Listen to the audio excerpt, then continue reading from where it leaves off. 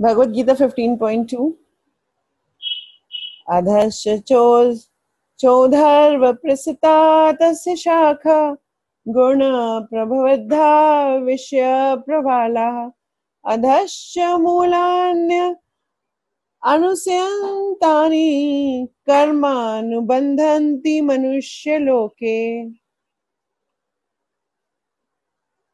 इस वृक्ष की शाखाएं ऊपर तथा नीचे फैली हुई हैं और प्रकृति के तीनों गुणों द्वारा पोषित हैं।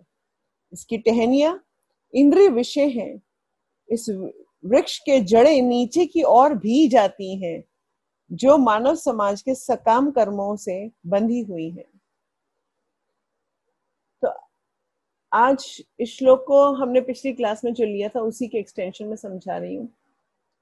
मैं आपको अभी कुछ शेयर दे रहा है, इसको अगर हम और बड़ा कर दें, ये रहा।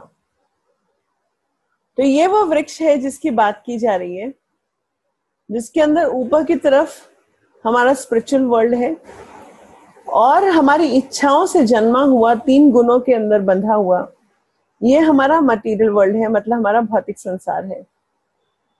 इसके टॉप पे मतलब कि जड़ों के पास ब्रह्मा जी है और ये उल्टा है, जैसे कि छाया होती है। और ऊपर की तरफ देखिए, सभी देवी देवता दिखाई दे रहे हैं आपको। आप सभी को दिखाई दे रहा है? जी माता जी दे रहे हैं। जी माता जी। तो ऊपर की सब तरफ आपको सभी देवी देवता दिखाई दे रहे हैं। मगर जैसे जैसे यहाँ पर हम नीचे जाते जाएंगे तो नीचे में हम समकाम कर्मी लोगों के उसमें आ गए। जो भक्त हैं वो भी इसी जोन में होते हैं और फटाफट फटाफट निकल के वो यहाँ से बाहर निकल के भगवान के चरणों में पहुंच जाते हैं। मगर जो फलों के ऊपर आ सकते हैं, जो यहाँ फल की तरफ दिखा रखा था, जो फलों की तरफ आ सकते हैं, मतलब कि धर्म अर्थ काम मोक्ष। तो धर्म अर्थ काम मोक्ष ये चार चीज के ऊपर है। तो ये अंदर चले गए हैं और धीरे धीरे धीरे धीरे और नीचे जाते जाएंगे। जैसे जैसे हम नीचे जाते जाएंगे वहां अंधकार बढ़ता जाएगा, पाप बढ़ता जाएगा और इसके अलावा हमारी इंद्रिय भोग की चीजें बढ़ती जाएंगी और इस तरह से ये हम एक गहन उसे पहुंच जाते हैं। देखिए, इवन इस बैनियन ट्री मतलब बरगद के पेड़ की जो जड़ें हैं, शाखाएं हैं, वही जड़ें बन जाती हैं। आपको पता है ये शाखाएं ही अल्टीमेटली तने बन जाते हैं। तो बिल्कुल वैसे ही इसको बैनियन ट्री की तरह मतलब उसकी तरह कहा गया है। जैसे जैसे नीचे जाता जाएगा वो गहन अंधकार में जाता जाएगा और वहां पर जो हमारी मानसिकता है वो उसी के हिसाब से सारी बन जाएगी। तो ये वो पेड़ है जो मैं आपको कल बताने की कोशिश कर रही थी और मैंने आपको दिखाने की कोशिश किया था। तो आज हम प्रभुपाद जी का परपट पढ़ रहे हैं। तात्पर्य श्री प्रभुपाद के द्वारा। श्री प्रभुपाद की जय। अश्वत्थ वृक्ष की यहाँ और भी व्याख्या की गई है। इसकी शाखाएं चतुर्दिक फैली हुई हैं। आप देखिए इसकी शाखाएं चारों तरफ फैली हुई हैं। निचले भाग में जीवों की विभिन्न योनियां हैं, यथा मनुष्य, पशु, घोड़े, गाय, कुत्ते, बिल्ली इत्यादि। ये सभी वृक्ष की शाखाओं के निचले भाग में स्थित हैं, लेकिन ऊपरी भाग में जीवों की उच्च योनियां हैं, जैसे देव, गंधर्व तथा अन्य बहुत से सारे योनियां। जिस प्रकार सामान्य वृक्ष का पोषण जल से होता है, उसी प्रकार यह वृक्ष तीन गुणों द्वारा पोषित है। तो ये जो वृक्ष है इसको जल नहीं चाहिए होता, इस वृक्ष को क्या चीज चाहिए होती है? तीन गुण। तो इस भौतिक संसार में जो भी कुछ है वो तीन गुणों में होगा ही होगा। और तीन गुणों का मतलब क्या हुआ? इवन क्या देवी देवता भी तीन गुणों में होते हैं? हाँ, देवी देवता भी तीन गुणों में होते हैं। तो जो भी इस भौतिक संसार में है उसको तीन गुणों में बंधना पड़ता ही है। तो इस पेड़ की जो पोषण है वो तीन गुण करते हैं। कभी कभी ये देखते हैं कि जल के अभाव में कोई कोई भूरण बिरान हो जाता है, जो कोई खंड लहलाता है। उसी प्रकार जहाँ प्रकृति के इन्हीं तीन विशेष गुणों की अनुपातित आधिक्य हो जाती है, वहां उसी के अनुरूप जीवों की योनियां प्रकट होती हैं। तो जैसे जैसे ये 3 गुण बढ़ेंगे वैसे वैसे हमारी सब चीजें उसके हिसाब से जाती जाएंगी जाती जाएंगी जाती जाएंगी, है ना। वृक्ष की टहनियां इंद्रिय विषय हैं। विभिन्न गुणों के विकास से हम विभिन्न प्रकार की इंद्रियों का विकास करते हैं और इंद्रियों द्वारा हम विभ्रम इंद्रिय भोग का, इंद्रिय विषयों का भोग करते हैं। शाखाओं के सारी इंद्रियां हैं, यथा कान, नाक, आंख आदि शाखाओं के सारी इंद्रियां हैं जो विभिन्न इंद्रिय भोगों के आसक्त हैं। टहनियां शब्द, रूप, स्पर्श आदि इंद्रिय विषय है। सहायक जड़े राग तथा द्वेष हैं जो विभिन्न प्रकार के कष्ट तथा इंद्रिय भोग के विभिन्न रूप हैं। अधर्म और धर्म की प्रवृत्तियां इन्हीं गौण जड़ों की उत्पन्न हुई मानी जाती है जो चारों दिशाओं में फैला है। वास्तविक जड़ तो ब्रह्म लोक में है। जो वास्तविक जड़ है वो कहाँ है? इसकी ब्रह्म लोक में है। वास्तविक जड़ें तो ब्रह्म लोक में है, किंतु जड़, अन्य जड़ें मृत्यु लोक में है। जब मनुष्य उच्च लोकों में पुण्य कर्मों का फल भोग चुकता है तो वह इस धरा पर उतरता है और उन्नति के लिए सकाम कर्मों में नवनीकरण करता है। यह मनुष्य लोक कर्म क्षेत्र माना जाता है। तो आप देख सकते हैं कि जो ये पेड़ समझाया जा रहा है ये एक तरह से ये एक विजुअलाइजेशन है। विजुअलाइजेशन कैसे है कि पहली बात तो ये जो हमारा आध्यात्मिक जगत है उसका उल्टा वाला रिफ्लेक्शन है। तो आप देख सकते हैं आध्यात्मिक जगत में सब कुछ सीधा सीधा है, मगर यहाँ पर हर चीज एक तरह से उल्टी है। पेड़ जो है वो उल्टा है और जिसकी जड़ सत्य लोक पे जाती है, मतलब कि ब्रह्म लोक पे जाती है। तो लोक कौन कौन से हैं? ऊपर के जो लोक होते हैं भूलोक, भुवर लोक, स्वर्ग लोक, महर लोक, जन लोक, तप लोक और सत्य लोक। तो ये हमारे ऊपर के लोक हैं। तो ये सारे के सारे ऊपर के लोक जहां पर देवी देवता, गंधर्व, किन्नर, सप्तऋषि ये सब रहते हैं। तो ये ऊपर के लोक हो गए और ये जो ऊपर के लोक हैं ये इन पेड़ का स्टार्टिंग पॉइंट है जहां पर हमारी जो ब्रह्मा जी हैं वो जड़ों से स्टार्ट हुए और उसके बाद जो तनों में या पहली टहनियों में ये देवी देवता आते हैं। उसके बाद धीरे धीरे धीरे धीरे ये जो नीचे बढ़ते जाते हैं तो वहां पर हम देखते हैं कि नीचे जैसे जैसे जाते जाएंगे हम अपने जो सकाम कर्म है उनकी तरफ जाना शुरू कर देंगे। जैसे वेदों के मंत्र हो गए, आहुतियां हो गई, उसके अलावा काम, धर्म, अर्थ, काम, मोक्ष, वो सारी चीजें हैं। मगर और नीचे जाएंगे तो क्या होगा कि तमोगुनी लोग आना शुरू हो जाएंगे, रजोगुनी, ये सारा सतोगुनी हुआ ऊपर वाला, फिर नीचे रजोगुनी बढ़ना शुरू हुआ और अब तमोगुनी शुरू हो गया। मतलब कि जैसे यहाँ पे शिकार करते हुए दिखाया गया, मतलब मांसाहार या व्यभिचार, इस तरह की जो चीजें हैं वो नीचे बढ़ती जाएंगी और हमारी पाप और पुण्यों के बीच में ये जो पेड़ है वो हमारी कुछ पाप की टहनी है, कुछ पुण्य की टहनी है और ये हमारे को बांध के रखी हुई है अच्छे से। और जब इंसान की योनि से नीचे गिर जाएंगे तो और गहन उसमें जा करके हम जानवर योनि में चले जाएंगे और इस तरह की योनियों में जाकर सिर्फ भोग प्रवृत्ति रह जाएगी और कर्म प्रवृत्ति भी खत्म हो जाएगी। यहाँ पर से बाहर निकलना बहुत मुश्किल है, मतलब यहाँ से बाहर निकलना लगभग इम्पॉसिबल है, हमारे हाथ में नहीं है।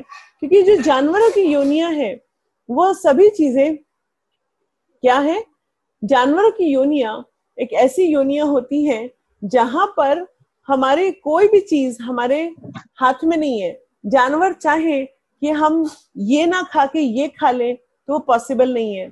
अगर जानवर चाहे कि हम अपनी आदतों को सुधारें, वो पॉसिबल नहीं है उनके लिए। ये सारी चीजें सिर्फ इंसान कर सकता है क्योंकि इंसान को कंट्रोलिंग पावर दी गई है। धर्म अधर्म से ऊपर भी उठ करके, इवन धर्म अधर्म को भी छोड़कर, धर्म अर्थ काम मोक्ष को भी छोड़कर हम भक्ति योग में स्थित हों और जैसे जैसे हम भक्ति योग में स्थित होते जाएंगे उतना ज्यादा हम इन जड़ों को काटते जाएंगे और जो भक्त है वो इन 3 गुणों में नहीं बनता। जो शुद्ध भक्त है वो इस पेड़ में होता ही नहीं है, वो सिर्फ भगवान के चरणों में स्थापित होता है। क्योंकि जो शुद्ध भक्त है वो 3 गुणों से नहीं बनता, वो शुद्ध सत्व में रहता है। और जो शुद्ध सत्व में होता है उसको ये पेड़ की शाखाएं नहीं बांधती हैं। तो वो इस इच्छा, जो हमने भी पीछे लस्ट पढ़ा था, जो इच्छाएं थी उन सब से ऊपर उठ चुका होता है, और इसकी वजह से वो केवल भगवान के चरणों में रह रहा होता है। उसका चाहे शरीर यहाँ हो, मगर शरीर यहाँ होने के अलावा भी वो उसे कोई फर्क नहीं पड़ता, क्योंकि उसका जो आत्मा है, जो उसका अस्तित्व है, वो भगवान के चरणों में होता है। तो ये भगवत गीता में जो अश्वत्थ वृक्ष बताया गया है वो इसलिए बताया गया है ताकि हम अपनी स्थिति को समझ सके। पहली बार हम समझ सके कि असली पेड़ जो है, असली जो लोग है वो यहाँ नहीं है, वो भगवत धाम है, मतलब गोलोक वृंदावन है। वहां पे असली आनंद मिलेगा, वहां पे असली फल मिलेंगे। यहाँ तो सिर्फ परछाई है, पहली बात। दूसरी बात, यहाँ के प्रिंसिपल्स, यहाँ की जो रूल्स हैं वो स्पिरिचुअल वर्ल्ड के रूल से बिल्कुल उल्टे हैं। जैसे हम हमेशा क्या कहते हैं, अगर सेटिस्फाई रहना हो तो क्या करना चाहिए, स्पिरिचुअल वर्ल्ड के अंदर हमेशा अपने से ऊपर वालों को देखना चाहिए, और मटेरियल वर्ल्ड में हमेशा नीचे वालों को देखना चाहिए। मतलब कि हमें हमेशा अपने से गरीब लोगों को देखना चाहिए और समझना चाहिए, देखो उनके पास तो ये भी नहीं है, हम लोग कम से कम इतना आराम से खा तो रहे हैं, हमारे पास किसी चीज की कमी तो नहीं है। और जब स्पिरिचुअल देखा जाए तो हमेशा अपने ऊपर वालों को देखना चाहिए कि अच्छा वो ऐसी साधना कर रहे हैं, वो ऐसी रीडिंग कर रहे हैं, तो हमें भी उस तरह की रीडिंग और साधना में दिमाग लगाना चाहिए। बट हम करते क्या है, हम उल्टा करते हैं। स्पिरिचुअल में हम नीचे वालों को देखते हैं, अरे वो तो ये भी कर रहा है, वो तो वो भी कर रहा है, देखो मैंने तो 4 नियम फॉलो करने शुरू कर दिए, वो देखो सामने वाले तो प्याज पकाते हैं, देखो ये है वो है ना। और मटेरियल वर्ल्ड में हम अपने ऊपर वालों को देखते हैं, देखो कितना अमीर है, और उसकी वजह से हम दोनों जगह गड़बड़ कर रहे होते हैं, दोनों जगह हम असंतुष्ट होते हैं। तो हमें करना क्या है, इस बिल्कुल उल्टा बिहेवियर है। जैसे कि स्पिरिचुअल वर्ल्ड में हमेशा आता है बॉस अनु बॉस अनु बॉस, है ना, मगर मटेरियल वर्ल्ड में क्या होता है, दास अनु दास अनु दास, है ना। तो जैसे स्पिरिचुअल वर्ल्ड में हमेशा क्या देखा जाता है, आप कितने बड़े बॉस हैं, मगर मटेरियल वर्ल्ड में क्या देखा जाता है, आप कितने बड़े दास हैं। तो स्पिरिचुअल वर्ल्ड और मटेरियल वर्ल्ड हमेशा उल्टा चलते हैं। आप स्पिरिचुअल वर्ल्ड में हमेशा ये होता है कि मैं अपने लिए काम कर रहा हूँ, सॉरी मटेरियल वर्ल्ड में हमेशा क्या होता है, मैं अपने लिए और अपने परिवार के लिए काम कर रहा हूँ। मगर स्पिरिचुअल वर्ल्ड में क्या है कि हमेशा हम भगवान के लिए कार्य कर रहे हैं। तो इसी वजह से जब हम भक्ति में आते हैं तो कभी कभी हम भक्ति में वही रूल लगा रहे होते हैं जो आज तक हमने इस भौतिक संसार में सीखे हैं, और उसकी वजह से हम भक्ति में आगे नहीं बढ़ पा रहे होते। हमेशा ध्यान रखिएगा कि भक्ति के जो रूल्स हैं वो हमेशा उल्टे चलते हैं, और as compare to spiritual world, spiritual जो रूल्स हैं और जो मटेरियल रूल्स हैं वो हमेशा उल्टा चलते हैं, हमेशा उल्टा चलते हैं। तो आपको हमेशा देखना है कि स्पिरिचुअल वर्ल्ड में और मटेरियल वर्ल्ड में हमें कोई भी चीज को क्या करना है, उल्टा कर लेना है। तो इससे हमें अपना स्थिति भी समझ में आता है, आज हम कहाँ हैं। और अगर भक्ति उस पेड़ को ध्यान से देखा जाए, जो हम सकाम कर्म की सब चीजें छोड़ चुके हैं और अगर हम ऊपर बढ़ रहे हैं, तो हमें समझ में आता है कि अब मंजिल बहुत दूर नहीं है ना। हम जानवर योनि में नहीं है, हम उस तरह के बिल्कुल उसमें नहीं है जहाँ बिल्कुल तमोगुण मांस खा रहे हैं, ये सब खा रहे हैं, वो सब नहीं है। अब हमारे ऊपर बढ़ गए, हम अर्थ काम, धर्म अर्थ काम मोक्ष में जो लोग अभी भी हैं वो भी फटाफट फटाफट बाहर निकले और भक्ति योग में चले। और भक्ति योग में जो पूर्णतः लग गए हैं उनका रास्ता बहुत लंबा नहीं है। तो हमें करना क्या है, बस हमें अपने जो प्रिंसिपल्स हैं उनको समझना है, और प्रिंसिपल्स को समझ करके हमें धीरे धीरे धीरे धीरे इस प्रकृति में आगे बढ़ना है।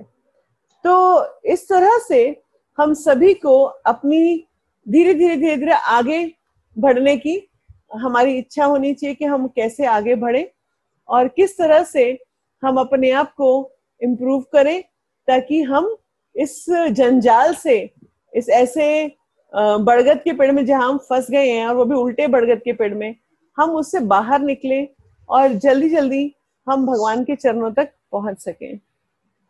तो भगवान ने ये बहुत अच्छी एनालॉजी दी हुई है पेड़ की, बरगद के पेड़ की, जिससे हम समझ सकते हैं कि हम लोग सभी इस किस तरह से फंसे हुए हैं, और कैसे इसकी जो पत्तियां हैं वो सब पाप और पुण्य की जो लताएं हैं वो हमें सब बांधे हुए हैं और हमारे को ढके हुए हैं। तो हम सब बाहर निकले और बाहर निकल के भगवान की भक्ति में पूर्णतः स्थापित हो जाए। आज की क्लास में कोई प्रश्न है तो पूछ सकते हैं।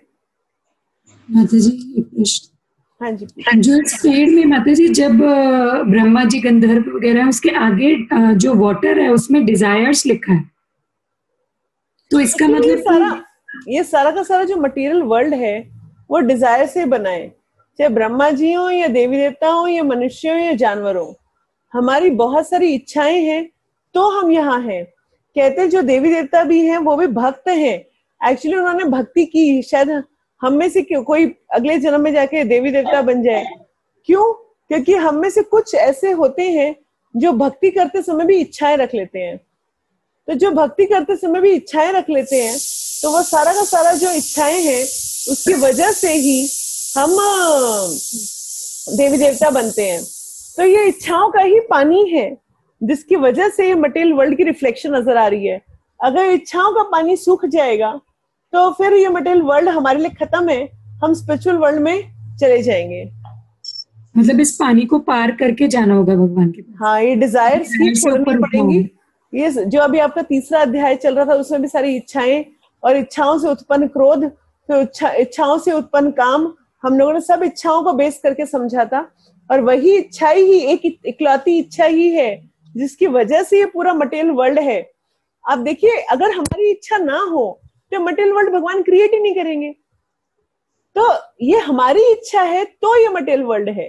अगर हमारी इच्छा नहीं होगी तो ये मटेरियल वर्ल्ड है ही नहीं।